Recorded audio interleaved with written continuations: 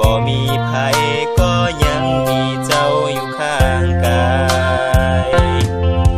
เจ้าเป็นเพื่อนที่แสนดีของคอยเสมอมาผ่านพาปัญหา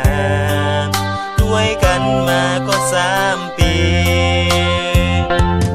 ปีสุดท้ายปีนี้เวลามันแสนสาน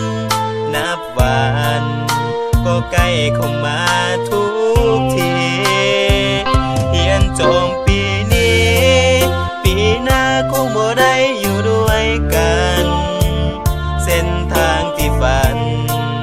ของเฮาก็ยังอยู่ไกลบอกว่าเจ้าจะอยู่ไสเจ้าคือเพื่อนคอยเสมอถึงบ่ได้เจอกันเหมือนวันที่ผ่านมาสุดท้ายนี้ก็ให้เพื่อนหักเดินจงโชคดีเพื่อนคนนี้ยังอยู่ในใจคอยเสมอเจ้าคือเพื่อนที่แสนดีที่เหตุให้คอยต้องยิ้มได้จากกันไกลก็ยังคิดฮอดเสมอถึงจะอยู่ไกลกันก็ยังเป็นเพื่อนกันเสมอ